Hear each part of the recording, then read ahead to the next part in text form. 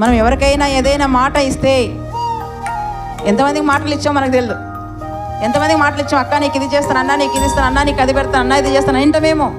ఆలోచన చేసుకొని ఈరోజు మీ హృదయాల్లో దేవుడు జ్ఞాపకతికి తీసుకొని వస్తాడు. ఇప్పుడు ఈ మాటలు వినపడుతున్నప్పుడు ఫలానా నెలకు నేను మాట ఇచ్చానేమో అని జ్ఞాపకంలోకి తెచ్చినప్పుడు మీరు జ్ఞాపకం చేసుకుంటే నెరవేర్చండి.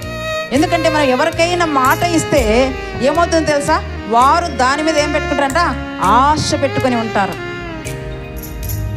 ఇప్పుడు అది మాట ఇచ్చి మర్చిపోయావో లేదా ఇచ్చి జ్ఞాపకం ఉండి చేయలేక ఎందుకు చేయాలనుకున్నావో తెలీదు.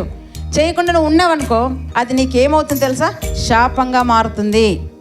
అదేమవుతుంది, శాపంగా. అందుకే త్వరపడకండి. మాట్లాడటకు ఏం చేయకూడదంట, దేవుని సన్నిధిలో అనాలోచనగా మాట్లాడటకు నీ హృదయాన్ని ఏం చేయకూడదు, త్వరపడనివ్వకూడదు, తొందర పెట్టకూడదు. హృదయం ఎలాంటి తొందరగా అనేయాలి, చేయాలి, పెట్టాలనుకుంటుంది. తర్వాత ఏమవుతుందంట, చేతుల్లోకి వచ్చేసరికి చేతులు ఎత్తేస్తాం. కనుక హృదయాన్ని నిబ్బరమైన హృదయం గల వారిగా మనం ఉండాలి. ఎలాంటి హృదయం అంట, నిబ్బరమైన హృదయం. ఎలా వస్తుంది అది, దేవుని వాక్యాన్ని చదువుటలో, పఠించుటలో, ప్రార్థించుటలో ఈ హృదయం నీకు వస్తుంది. నిబ్బరం అనేది ఎప్పుడు వస్తుంది తెలుసా, దేవుని అంటి పెట్టుకొని ఉంటే, దేవుణ్ణి ఆనుకొని ఉంటే, దేవుని మాటలు వింటే, దేవుని మాట ప్రకారం నీకు జీవిస్తే నిబ్బరమైన హృదయం నీకు వచ్చేస్తుంది. తొందరపాటు హృదయాలు ఉండవు నీకు.